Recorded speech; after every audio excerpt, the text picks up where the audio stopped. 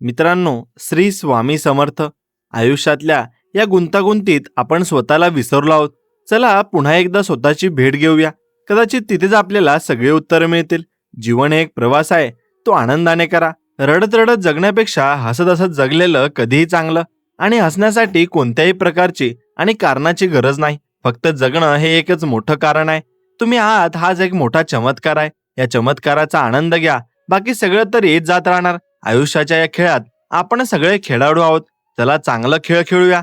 कोणाचं मन न दुखावता, कोणाला त्रास न देता प्रेमाचा मार्ग हाच खरा मार्ग आहे. आणि याच मार्गावर चालल्याने आपल्याला खरी शांती मिळणार आहे, हे तुम्ही लक्षात घ्या. आणि कमेंटमध्ये तुमचं नाव आणि बाजूला श्री स्वामी समर्थ असं नक्कीच टाईप करा.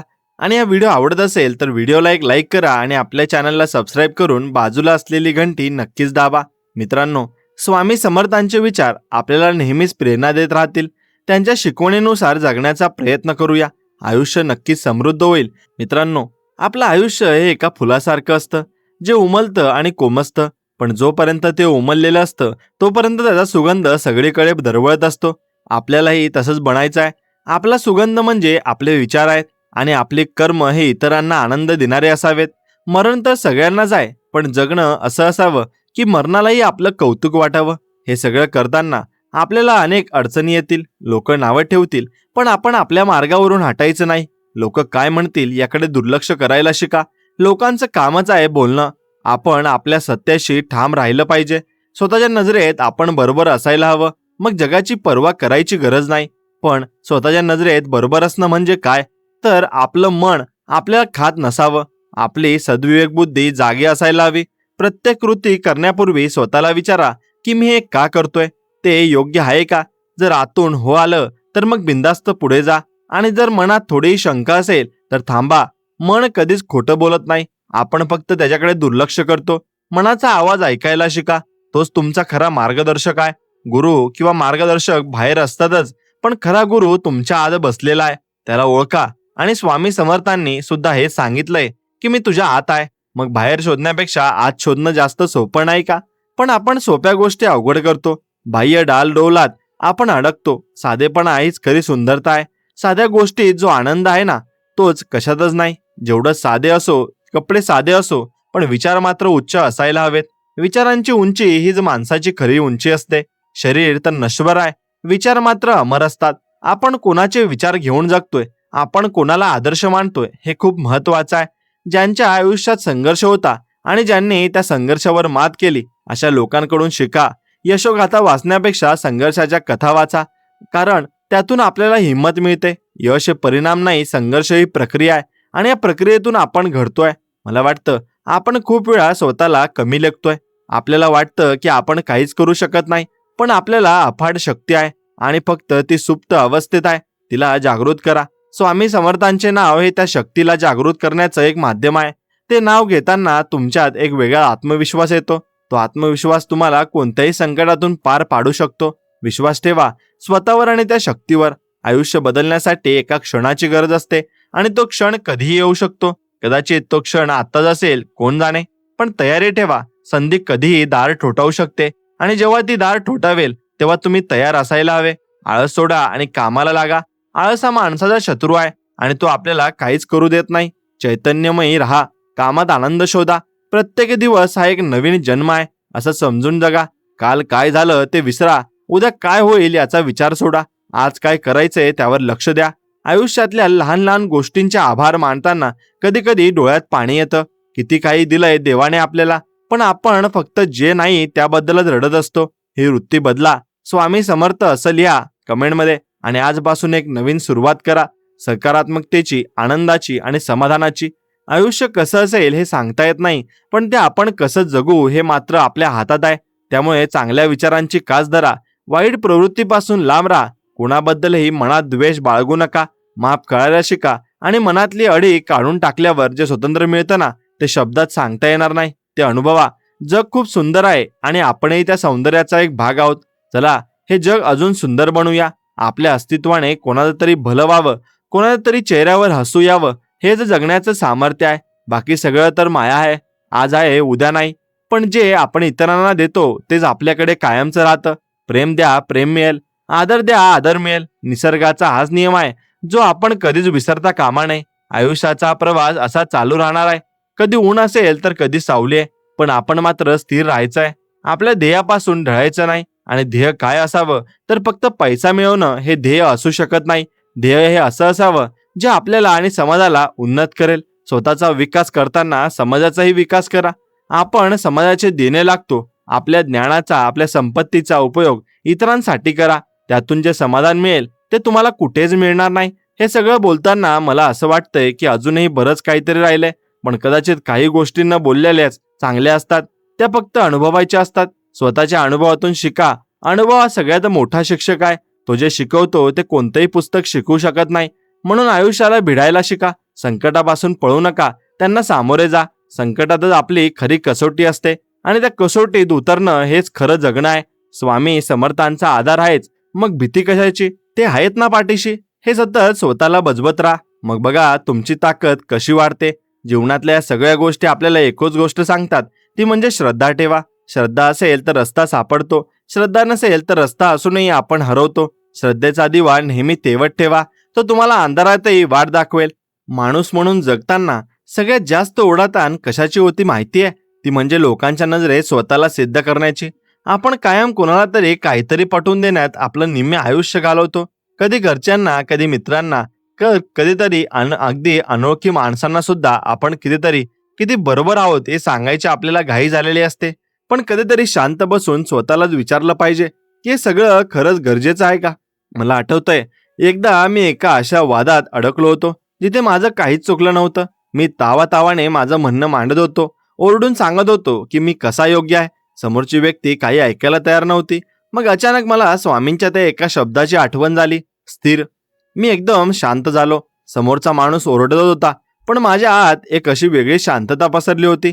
त्या क्षणी मला उमजलं की शांत राहणं म्हणजे हार मानणं नसतं, तर स्वतःची ऊर्जा वाचवणं असतं. आपण आपला मौल्यवान वेळ आणि ताकद अशा गोष्टींवर खर्च करतो ज्याचा आयुष्याच्या शेवटी काहीच परिणाम होणार नसतो. आणि ही जी जगण्याची पद्धत आपण स्वीकारली आहे ती आपल्याला कुठे घेऊन चालली आहे? मग आपण एकमेकांशी स्पर्धा करतोय, पण ही शर्यत नक्की कोणासोबत आहे?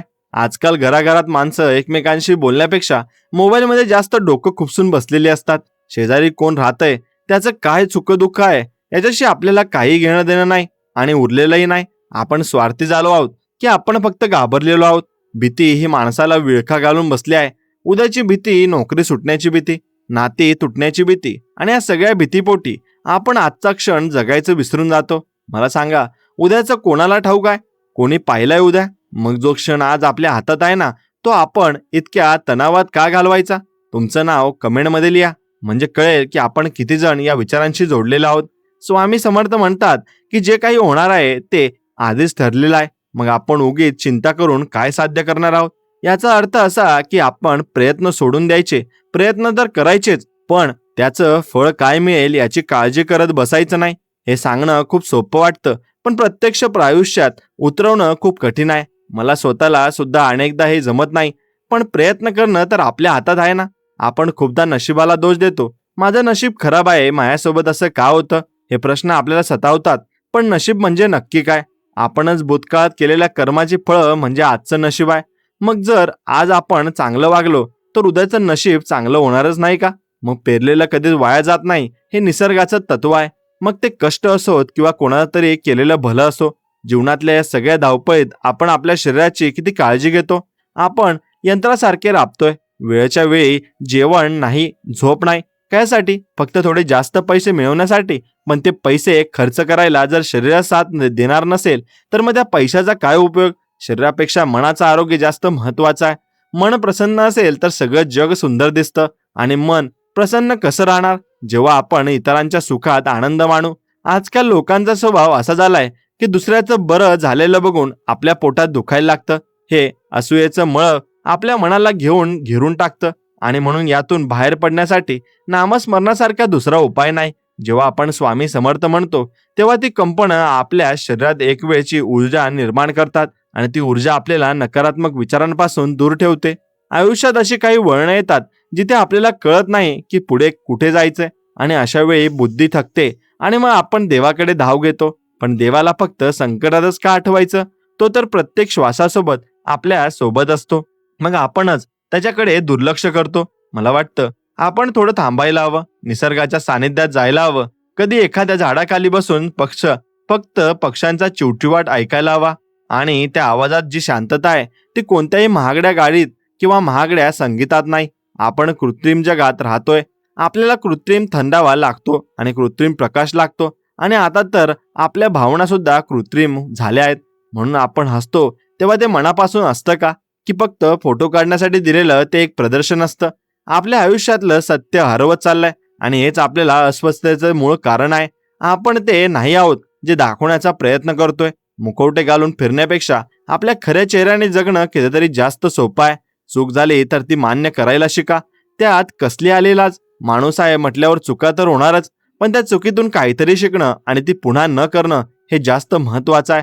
मला आठवतंय माझ्याकडून एकदा खूप मोठी चुकी झाली होती. मला वाटलं आता सगळं संपलं.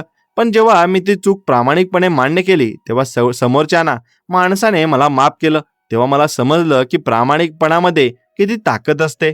खोटं बोलून आपण काही काळ वाचू शकतो, पण सत्याचा सामना हा करावाच लागतो. आयुष्य एका नदीसारखं आहे जे सतत वाहत राहतं आणि नदी कधीच मागे वळून पाहत नाही. तिला फक्त समुद्रालाच मिळायचं असतं. तसंच आपलं ध्येय असायला हवं. वाटेत कितीही दगडधोंडे आले तरी प्रवाहाने आपलं काम करत राहायचंय. काही लोक येतील, काही जातील, काही लोक आपल्याला पाण्यात बुडवण्याचा प्रयत्न करतील, पण जर आपण मार्ग स्वच्छ असेल ना, तर आपण नक्कीच आपल्या ध्येयापर्यंत पोहोचू. आणि ध्येय म्हणजे काय, तर स्वतःला पूर्णपणे ओळखणं, आपल्याला असलेल्या दोषांना शोधणं आणि ते दूर करण्याचा प्रयत्न करणं. आपण नेहमी दुसऱ्यांच्या दोषांकडे बोट दाखवतो, तो असाच वागतो, तिचा स्वभावच खराब आहे. पण आपण स्वतः कसे आहोत, आपण कधी आरशात स्वतःच्या डोळ्यात डोळे घालून पाहिलंय का? तिथे जे उत्तर मिळेल ते कदाचित आपल्याला आवडणार नाही, पण तेच सत्य असतं. स्वतःला सुधारणं हे जगाला सुधारण्यापेक्षा जास्त कठीण आहे, पण सुरुवात तिथूनच व्हायला हवी. तुम्ही हे नक्की शेअर करा, जेणेकरून कोणाला तरी या विचारांची आज गरज असेल तर त्यांना ती मिळेल. आपल्या एका शब्दाने जर कोणाचं दुःख कमी होत असेल तर तो शब्द उच्चारायला कंजूशी कशाला? जगाला आज करुणेची गरज आहे. लोक खूप दुखावलेली आहेत. प्रत्येकाच्या मनात काहीतरी जखम आहे. कोणी बोलतं, कोणी नाही बोलत. आपण जर कोणाचं ऐकून घेऊ शकलो तरी सुद्धा खूप मोठं काम होईल. म्हणून कोणाचं तरी ऐकणं हे सुद्धा खूप मोठी सेवा आहे. आपण फक्त आपलं सांगत सुटतो, दुसऱ्यांचं काय चाललंय हे बघायला आपल्याला वेळ नाही. ही संवादाची कमतरता आजकाल खूप जाणवते. घरात 4 माणसं असतात, पण चौघही वेगवेगळ्या कोपऱ्यात बसून आपापल्या जगात गुंतलेली असतात. नातं टिकवण्यासाठी वेळेची गरज असते आणि वेळ हीच आजच्या काळात सगळ्यात महागडी वस्तू झाली आहे. पैसा कमवता येतो, पण गेलेली वेळ परत येत नाही. मुलांसोबत खेळण्यासाठी, आई वडिलांशी गप्पा मारण्यासाठी वेळ काढा. ही माणसं आयुष्यभर सोबत नसतात. गेल्यावर रडण्यापेक्षा असताना त्यांची किंमत करा. मला कधी कधी खूप अपराधी वाटतं की मी सुद्धा अनेकदा माझ्या जवळच्या माणसांकडे दुर्लक्ष केलंय. पण मग वाटतं की आता जे आहे ते तरी नीट जपता येईल का? पश्चाताप करण्यापेक्षा सुधारणा करणं जास्त चांगलं आहे. आयुष्याचा प्रवास हा एकट्याचाच असतो. आपण सोबत आलो नाही आणि सोबत काही घेऊन जाणार नाही. मग हा हव्यास कशासाठी? घर, गाडी, बंगला हे सगळं इथेच राहणार आहे. सोबत जातील ती फक्त तुमची कर्म. स्वामी समर्थ म्हणतात की तुमची झोळी रिकामी असेल तरी हरकत नाही, पण तुमचं हृदय प्रेमाने भरलेलं असावं. प्रेम ही अशी गोष्ट आहे ना जी वाटल्याने वाढते, पण आपण ती साठवून ठेवतो. आपण विचार करतो की समोरच्याने आधी माझ्यावर प्रेम करावं, मग मी करेन. हा व्यवहार झाला, प्रेम नाही. निस्वार्थीपणे कोणावर तरी प्रेम करून बघा, मग कळेल की त्यात किती आनंद आहे. कधी रस्त्यावरच्या एखाद्या कुत्र्याला बिस्किट टाकलंय का? त्याच्या डोळ्यातलं ते समाधान आणि ती कृतज्ञता पाहिली आहे का? खूप बरं वाटतं. आपण माणसांकडून अपेक्षा करतो आणि दुःख पदरी पडून घेतो. निष्पाप प्राण्यांकडून काही अपेक्षा नसते, म्हणून त्यांच्याकडून मिळणारा आनंद शुद्ध असतो. मला वाटतं की आपण खूप जास्त विचार करायला लागलो आहोत. प्रत्येक गोष्टीचं विश्लेषण करणं आपल्याला आवडतं, पण काही गोष्टी विश्लेषणाच्या पलीकडे असतात. श्रद्धा ही तर्काच्या पलीकडे असते. विज्ञानाला देव सापडला नाही म्हणून देव नाही असं होत नाही. विज्ञान हे फक्त बाहेरच्या जगाचा शोध घेतं, पण अध्यात्म हे आतल्या जगाचा शोध घेतं. आणि खरं सुख तर आतच दडलेलं असतं ना. पण आपण बाहेरून किती चकाकतीत दिसलो तरी जोपर्यंत आतून शांत नाही तोपर्यंत आपण सुखी होऊ शकत नाही. मन हे एखाद्या माकडासारखं असतं जे एका फांदीवरून दुसऱ्या फांदीवर उड्या मारतं. त्याला एका जागी स्थिर करणं खूप कठीण आहे, पण योगाभ्यास किंवा नामस्मरणाने हे साध्य होऊ शकतं. जेव्हा आपण डोळे मिटून शांत बसतो ना, तेव्हा सुरुवातीला खूप विचार येतात, पण हळूहळू ते विचार कमी व्हायला लागतात आणि मग उरते ती फक्त शांतता. त्या शांततेतच आपल्याला देवाचा आवाज ऐकू येतो. तो आवाज काही कानांनी ऐकू येणारा नसतो, तर तो मनाला जाणवणारा असतो. आपल्याला मार्ग दाखवणारा तो एक अंतर्नाद असतो आणि आपण त्या आवाजाकडे दुर्लक्ष करतो आणि जगाच्या कोलाहलात अडकून पडतो. नक्कीच तुम्ही या व्हिडिओला लाईक करा जर तुम्हालाही अशी शांतता अनुभवायला मिळाली असेल तर. जग खूप बदललंय, आता मूल्य बदलली आहेत. पूर्वी माणसांची किंमत त्यांच्या शब्दावर असायची, आता त्यांच्या बँक बॅलन्सवर असते. पण हे बाह्य रूप आहे, अंतरात्म्याला या गोष्टीशी काही घेणं देणं नसतं. जो श्रीमंत आहे तो सुखी आहे असं नाही, उलट जास्त संपत्ती असलेल्या लोकांच्या मनात जास्त चिंता असतात. गरीबाचं काय, तो दिवसभराचं काम करतो, जेवतो आणि सुखाने झोपतो, त्याला उद्याची तितकी चिंता नसते. आपली अडचण अशी झाली आहे की आपण मध्यवर्ती लोक जास्त भरडले जातोय. आपल्याला वर जायची ओढ आहे आणि खाली पडण्याची भीती आहे. या द्विधा मनस्थितीत आपण आरोग्य गमावून बसतोय. ताणतणाव हा आत्ता प्रत्येकाच्या आयुष्याचा अविभाज्य भाग झालाय. पण या तणावातून मुक्त कसं व्हायचं? फक्त तक्रारी करून तर काही होणार नाही. आपल्याला आपली जीवनशैली बदलायला हवी. सकाळी उठल्यावर उठून सूर्याचे दर्शन घेणं, थोडा व्यायाम करणं, सकस आहार घेणं, या साध्या गोष्टी पण त्याचा परिणाम खूप मोठा असतो. आपण या गोष्टींना महत्त्व देत नाही. आपण रात्री उशिरापर्यंत जागे राहतो आणि सकाळी उशिरा उठतो. निसर्गाच्या विरुद्ध वागलो की आजारपण येणारच. आणि आपली जुनी माणसं किती धडधाकड होती, कारण ते निसर्गाशी जुळून वागत होते. आपण निसर्गावर मात करण्याचा प्रयत्न करतोय आणि शेवटी स्वतःच पराभूत होतोय. पर्यावरणाचा ऱ्यास आपणच केलाय. आपल्याला वाटतं की आपण खूप प्रगती केली, पण ही कसली प्रगती जिथे श्वास घ्यायला सुद्धा शुद्ध हवा उरलेली नाही. पाण्यासाठी सुद्धा आपल्याला पैसे मोजावे लागतात. हे सगळं कशाचं लक्षण आहे? हे आपल्या हव्यासाचं लक्षण आहे. आपण निसर्गाकडून फक्त घ्यायला शिकलो आहोत, द्यायला नाही. एक झाड लावलं तर ते कित्येक वर्ष आपल्याला सावली आणि फळ देतं. मग आपण का नाही झाड लावत? आपल्या कर्माचा परिणाम आपल्या पुढच्या पिढीला भोगावा लागणार आहे. याचा विचार आपण कधी करणार? आपल्याला फक्त स्वतःचा स्वार्थ दिसतो, पण जेव्हा ही पृथ्वी राहणार नाही तेव्हा तुम्ही तुमची संपत्ती काय कामाची?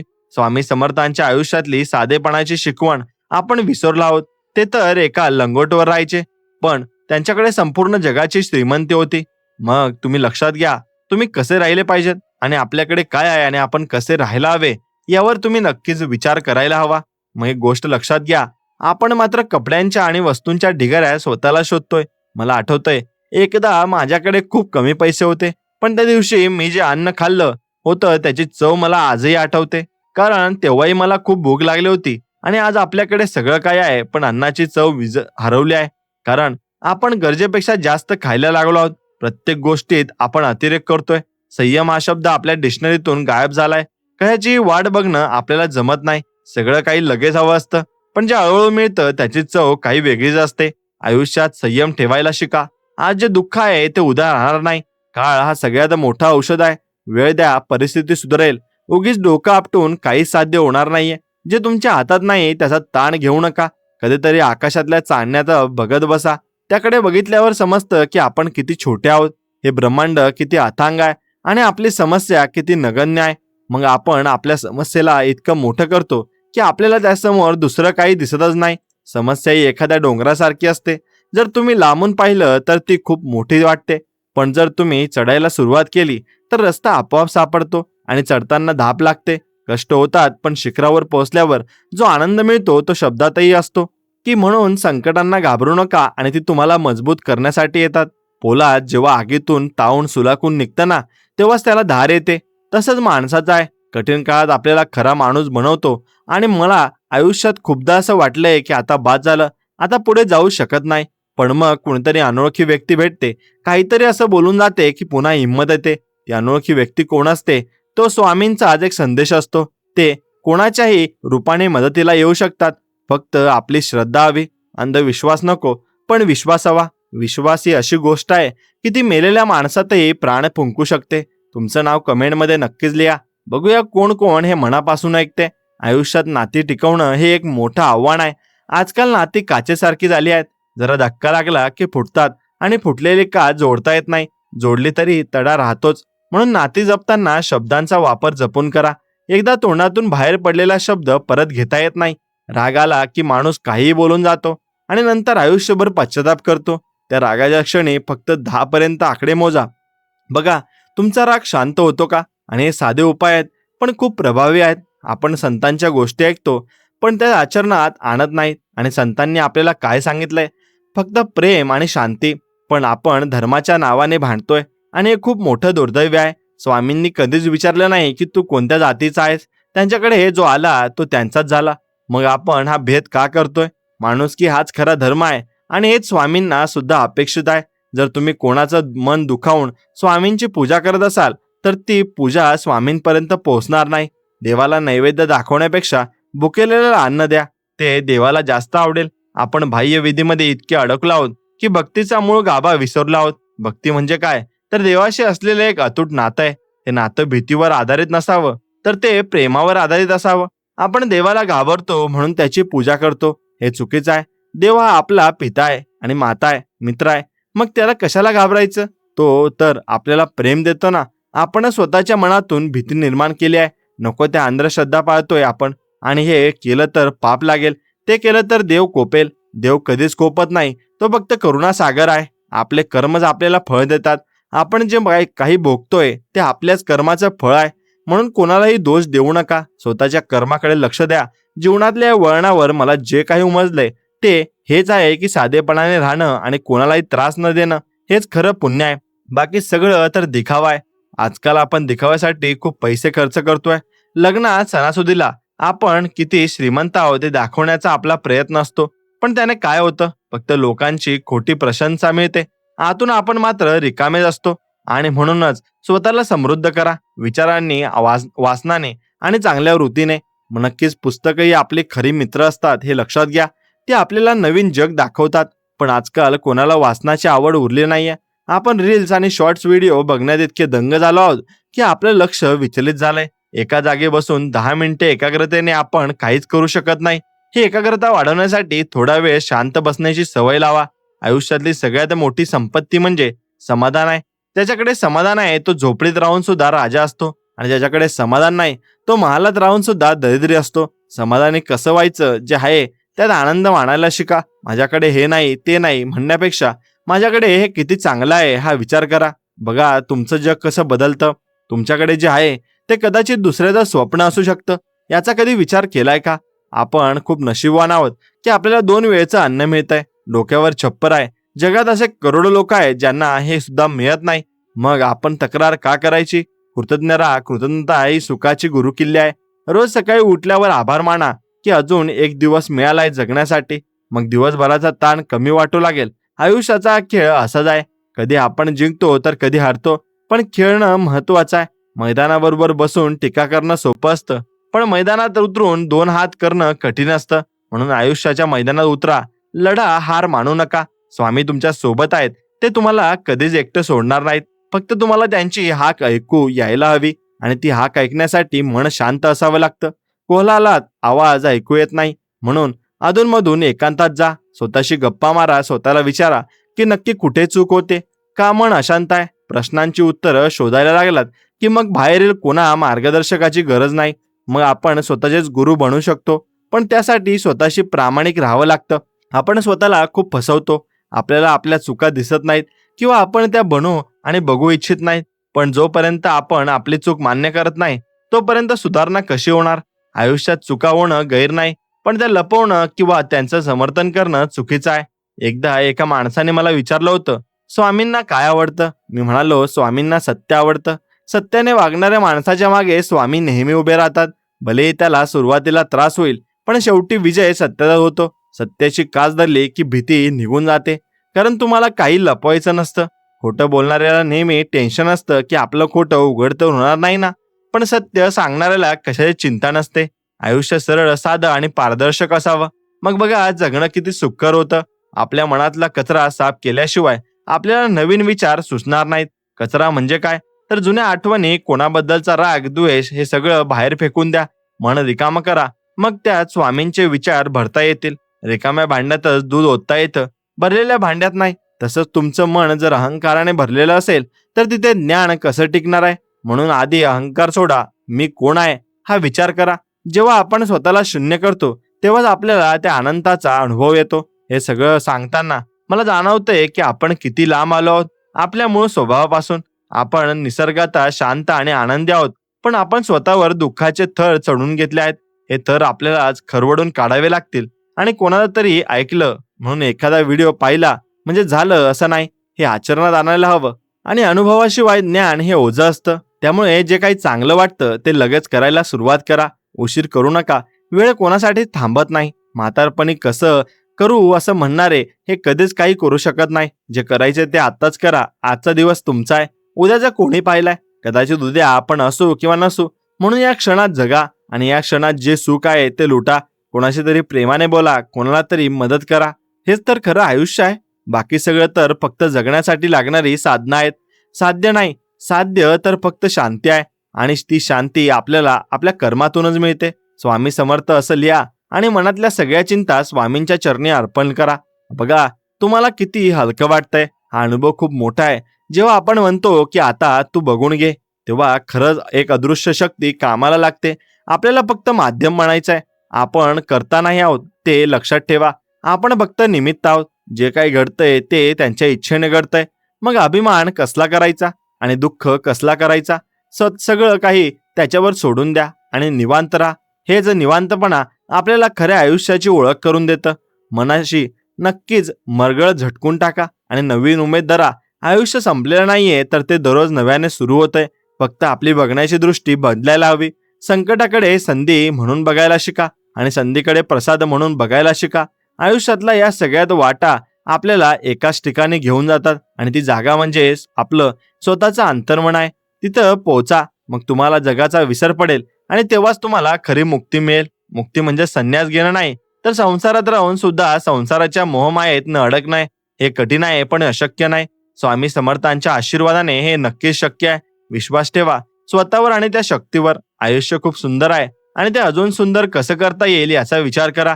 नकारात्मकता पसरवणाऱ्या लोकांपासून 4 हात लांब राहा आणि ते तुमची ऊर्जा शोषून घेतात. सकारात्मक राहा, हसत राहा आणि इतरांनाही हसवत राहा. हीच खरी जीवनाची कला आहे आणि कला आपल्याला स्वामींच्या सानिध्यात शिकायला मिळते. आणि त्यांच्या विचारांची शिदोरी सोबत ठेवा. मग आयुष्याचा प्रवास कठीण कधीच वाटणार नाही. वाटेत कितीही काटे आले तरी तुमच्या पावलांना जखम होणार नाही. आणि कारण तुमची श्रद्धा तुमचे रक्षण करेल. कधी कधी वाटतं की आपण खूप जास्त शहाणे झालो आहोत. आपल्याला वाटतं की जगाचा हा गाडा आपणच हाकतोय. पण निसर्गाच्या एका छोट्याशा झटक्याने जेव्हा सगळं विस्कळीत होतं तेव्हा समजते की आपली खरी जागा, खरं सांगू तर आपण फक्त एक निमित्त आहोत. मला आठवतंय, एकदा मी एका खूप मोठ्या कामाच्या मागे लागलो होतो. दिवस रात्र एक केली होती, पण ऐनवेळी सगळं फिसकटलं. तेव्हा इतका राग आला होता, वाटलं की आता सगळं सोडून द्यावं. पण मग मनात विचार आला की कदाचित हे जे घडतंय त्यातही माझं काहीतरी भलं असेल. आपण आपली हार स्वीकारायला तयार नसतो. आपल्याला वाटतं की आपण जे ठरवलंय तेच व्हायला हवं. पण आयुष्याची स्क्रिप्ट आपण नाही तर तो वर बसलेला लिहितोय. आपण फक्त आपली भूमिका चौक बजवायची आहे. भूमिका बजावताना जर आपण त्यात अडकून गेलो ना तर दुःख होणारच आहे. म्हणून एखादा अभिनेता जसा स्टेजवर आपली भूमिका करतो ना आणि पडदा हे पडल्यावर पुन्हा सामान्य होतो ना, तसंच आपण राहायला हवं. पण आपण तर ही नाटकं खरी मानून बसलो आहोत. नाती, पैसा, प्रतिष्ठा हे सगळे त्या नाटकाचा भाग आहे. स्वामी समर्थ असं लिहा कमेंटमध्ये. आणि बघा, तुम्हाला आठवतंय का असा एखादा प्रसंग जेव्हा तुम्ही हारला होतात पण नंतर त्यातूनच काहीतरी चांगलं घडलं? ते मला कमेंटमध्ये सांगा. आपली बुद्धी जिथे थांबते ना तिथे श्रद्धेचं जग सुरू होतं. पण आजची पिढी श्रद्धेला अंधविश्वास म्हणते. विज्ञानाने आपल्याला प्रगती दिली पण मनाची शांती मात्र हिरावून घेतली. आता आपल्याकडे सगळं काय आहे, फक्त समाधान नाही. लोक डिप्रेशनमध्ये जात आहेत, एकटेपणा जात आहेत आणि जाणवतोय. आणि जरी त्यांच्या आजूबाजूला शेकडो लोक असले तरी हे का होतंय? कारण आपण आपल्या मुळांपासून आणि लांब गेलो. आणि त्यामुळे झाडांचं मूळ जर तुटलं तर ते कितीही मोठं असलं तरी वाळून जातं. तसंच माणसाचं आहे. अध्यात्म हे आपलं मूळ आहे. अध्यात्म म्हणजे फक्त पवत्या पुराण्या वाचना नाही, तर स्वतःला ओळख नाही. स्वतःच्या आत डोकावून बघण्याची हिंमत किती जणांमध्ये आहे? आपण बाहेरच्या जगाला घाबरत नाही, पण स्वतःच्या विचारांना घाबरतो.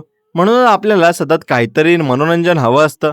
कानात हेडफोन्स हवे असतात, जेणेकरून आपल्याला स्वतःचा आवाज ऐकू येणार नाही, पण जो आवाज कधीतरी ऐकावाच लागतो. आयुष्याच्या संध्याकाळी जेव्हा आपण एकटे असू तेव्हा फक्त तोच आवाज सोबत असेल. मला तर कधी कधी हसू येतं की आपण छोट्या गोष्टींवरून किती चिडचिड करतो. ट्रॅफिकमध्ये अडकलो की डोकं गरम होतं. पाऊस आला की कटकट वाटते. आपण निसर्गाला आपल्या सोयीनुसार वाकवून पाहतोय, पण ते शक्य नाही. आपण निसर्गाचे मालक नाही आहोत, आपण त्याचे पाहुणे आहोत. पाहुण्यासारखं नम्रतेने राहिलं तर प्रवास सुकर होतो. अहंकार हा माणसाला आंधळा भरतो आणि म्हणून त्याला वाटतं की जे काय आहे ते त्याच्यामुळेच आहे. पण एकदा विचार करा, ज्या श्वासावर तुमचं आयुष्य अवलंबून आहे तो श्वास घ्यायला सुद्धा तुम्हाला कष्ट करावे लागतात. का?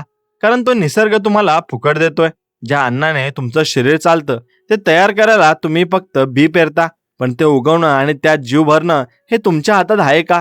मग गर्व कसला करायचा? नम्रता ही सगळ्यात मोठी संपत्ती आहे. स्वामी समर्थांच्या समोर जेव्हा आपण नतमस्तक होतो तेव्हा आपण आपला अहंकार तिथे सोडून देतो आणि तो जो झुकण्याचा क्षण असतो ना, तोच खरा मुक्तीचा क्षण असतो. कारण त्या क्षणी आपल्याला जाणवतं की आपण काहीच नाही आहोत आणि तरी आपल्याला कोणीतरी सांभाळून घेतलंय. जीवनातल्या या सगळ्या संघर्षात आपण आपलं हसू गमावून बसलो आहोत. लहान मुलांकडे बघा, ते किती विनाकारण आनंदी असतात. त्यांना सुखासाठी कशाचीच गरज नसते आणि आपल्याला सुखासाठी किती अटी पूर्ण कराव्या लागतात. घर झालं की सुखी होईल, मुलांचं लग्न झालं की मी सुखी होईल. पण ही सुख कधीच मिळत नाहीत, कारण एक इच्छा पूर्ण झाली की दुसरी तयारच असते. हे मृगजळाच्या मागे धावण्यासारखं आहे. धावता धावता आयुष्य संपून जातं, पण पाणी मात्र मिळत नाही. पाणी तर आपल्या हातच आहे, फक्त आपल्याला तहान लागले नाहीये आणि आपण तृप्त आहोत असा भास निर्माण करतोय. तुमचं नाव लिहा कमेंटमध्ये, बघूया कोणाकोणालाही पटतंय. आयुष्यातला सगळ्यात कठीण काळ जो असतो ना, तो जेव्हा आपल्यावरचे विश्वासार्ह लोक आपल्याला सोडून जातात किंवा जेव्हा आपल्याला वाटतं की आता मार्ग उरलेला नाही. अशा वेळी माणसं व्यसनांच्या आहारी जातात किंवा टोकाचं पाऊल उचलतात. पण हे सगळं का होतं? कारण आपली मानसिक ताकद कमी झाली आहे. आपण शारीरिकरित्या धडधाकड आहोत, पण मनातून आपण खूप कमकुवत झालो आहोत. पूर्वीची माणसं किती संकट आली तरी डगमगायची नाहीत. बघू काय होतंय ते, ही वृत्ती असायची. आता आपण खूप लवकर हात टेकतो. संकट आणि संयम हा शब्द आपल्या डिक्शनरीतून गायब झालाय. प्रत्येक गोष्ट आपल्याला इन्स्टंट हवी आहे, पण झाडाला फळ यायला वेळ लागतोच ना. आपण निसर्गाचा वेग बदलू शकत नाही. आपल्याला आपलं मन स्थिर करायला शिकलं पाहिजे. स्वामींचे विचार आपल्याला ही स्थिरता देतात. ते म्हणतात, भिवू नकोस, मी तुझ्या पाठीशी आहे. हे आश्वासन किती मोठं आहे. जर स्वतः ब्रह्मांडनायक तुमच्या पाठीशी असेल तर मग जगाची तुम्ही नक्कीच काय भीती बाळगता? पण आपला विश्वास डळमळीत असतो. आपल्याला वाटतं की देव फक्त मंदिरात आहे. तो मंदिरात नाही, तो तुमच्या कर्मात आहे आणि तुमच्या विचारात आहे. जर तुम्ही कोणाचं भलं करत असाल तर तुम्ही देवाची सेवा करत आहात. मला एकदा एका माणसाने विचारलं की सुखी होण्याचा सोपा मार्ग काय? मी म्हणालो, दुसऱ्याला मदत करा. जेव्हा आपण कोणाचं तरी दुःख हलकं करतो ना, तेव्हा आपलं दुःख आपोआप कमी होतं. हा निसर्गाचा कायदा आहे. आपण फक्त स्वतःचा विचार करतो म्हणून आपण जास्त दुःखी आहोत. आणि आपण ज्या दिवशी मी सोडून आम्हीकडे जाऊ ना, त्या दिवशी आयुष्यातलं अर्ध टेन्शन गायब होईल. नाती टिकवणं ही आजच्या काळातील मोठी कला आहे आणि आता माणसं स्वार्थासाठी नाती जोडतात. काम झालं की ओळख विसरतात. पण जुनी माणसं रक्ताच्या नात्यापेक्षा जास्त जिव्हाळ्याची नाती जपायची. आज आपल्याकडे फेसबुकवर हजारो मित्र आहेत, पण रात्री 2 वाजता जर आपल्याला गरज लागली तर प्रत्यक्षात धावून येणारा एखादा सुद्धा नसतो. हे कसले मित्र आहेत? हे फक्त लाईक आणि कमेंट पुरता मर्यादित आहेत.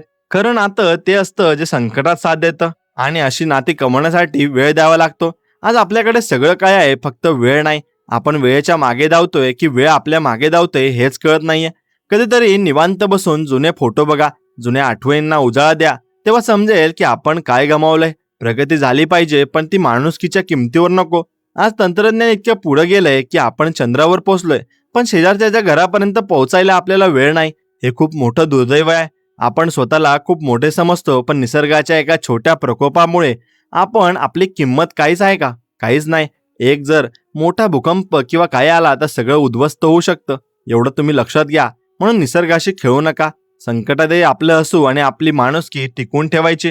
हेच खरं जीवन आहे. बाकी सगळं फक्त काळानुसार बदलणारं रूप आहे. सत्य हे शाश्वत असतं, ते कधीच बदलत नाही. त्या सत्याचा शोध घ्या, सत्याने वागा, मग तुम्हाला कशाचीच भीती उरणार नाही. कारण सत्य हे देवाचं रूप आहे आणि जिथे सत्य आहे तिथेच विजय नक्कीच आहे. थोडा वेळ लागेल, पण शेवटी सत्याचा विजय होतो, हे विसरू नका. आता हे थांबूया. पुन्हा काही वेळाने नवीन विचारांसह भेटूया. तोपर्यंत फक्त एकच करा, हसत राहा आणि श्री स्वामी समर्थ या मंत्राचा जप करत राहा. नक्कीच तुमच्या मनाला शांतता मिळेल. आणि आपल्या व्हिडिओला एक लाईक करा आणि तुमच्या मित्रांसोबत हा व्हिडिओ पुढे शेअर नक्कीच करा. चला तर मग भेटूया पुढच्या एका नवीन संदेश व्हिडिओमध्ये. तोपर्यंत श्री स्वामी समर्थ. जय जय स्वामी समर्थ. धन्यवाद.